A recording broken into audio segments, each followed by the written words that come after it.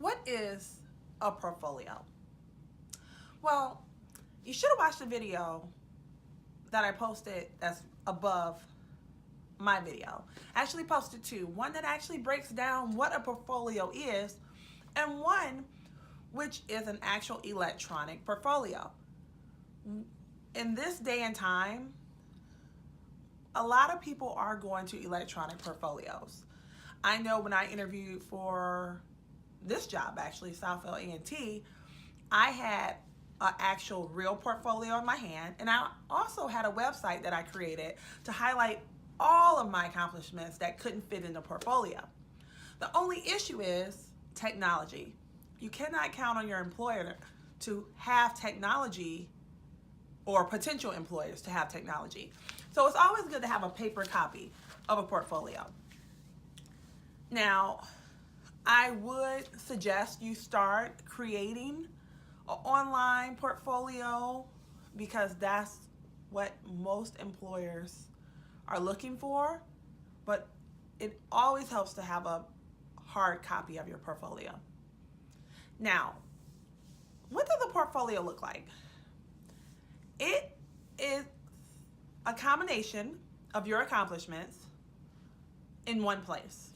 Usually people use a binder or a nice folder. I know I like my stuff to stand out. So I have a black leather portfolio, and I use a lot of different colors to highlight my accomplishment. I didn't mention this in the cover letter video, or actually you're gonna see I failed to mention it. But when I create my cover letter and my resume, I actually go get cover letter and resume paper. Because when you think about it, a job fair, the competition is fierce. You have like 20, 30 people or more trying to get the same position. And if everybody's handing the same white sheet of paper, resume or cover letter, or their portfolios are just black and white, it's going to get boring to the employer. So I like my portfolio to stand out, and I like my cover letter and resume to stand out. Just quick little, I guess, suggestion. If you have the funds, I would go to a store like Walmart and buy cover letter or resume paper. Or if you can't, well, that's cotton or linen, it's a different texture. But if you don't want to do that, perhaps think of putting your resume on kind of a off-white paper, something that'll stand out. But once again, resume paper, you can't go wrong with resume paper. It's cotton, it's linen. The employer's like, oh my gosh, they put time into it. And you want to think about that when you create your resume. You want your resume to stand out. You don't want it to be you don't want it to stand out too much. Sometimes less is more, but you want it to be professional. You want it to be presentable. Now, what do you include in a resume? The video did mention it, but a cover letter,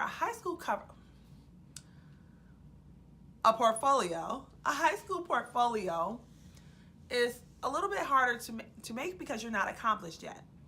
So you can't really show all your achievements from your work experience. So you want to think about having, of course, your resume, your cover letter, maybe a personal statement about what you hope to accomplish. You want to have letters of recommendations. Go ask your teachers to create letters of recommendations for you and put them in your portfolio.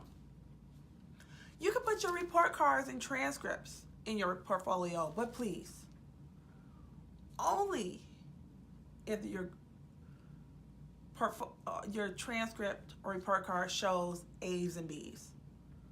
If it does not show A's and B's, you may not want to put your report card in there or your transcript.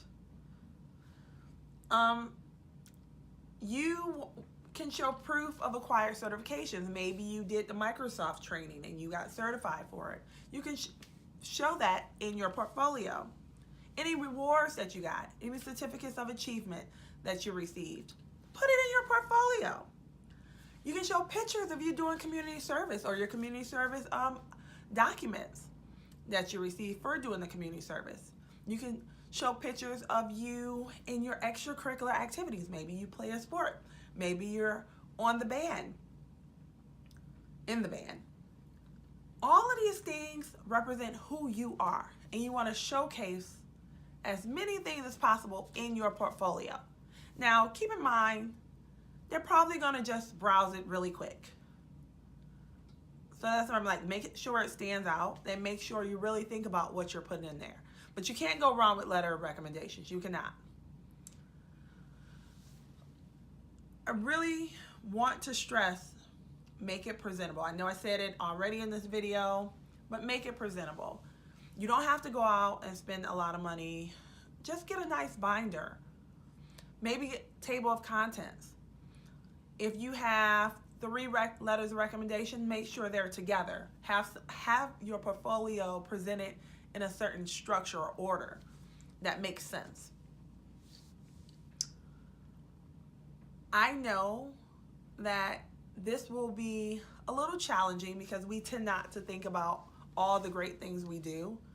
But if you sit down and try to brainstorm it out and write it out, you'll be surprised how much stuff you can put in a portfolio, because you do so many great things on a daily basis, things that you probably don't even realize. So my suggestion to you is brainstorm. And now you have the luxury of gathering these items because you have to upload them as your first task. Please read the directions carefully and start building your portfolio.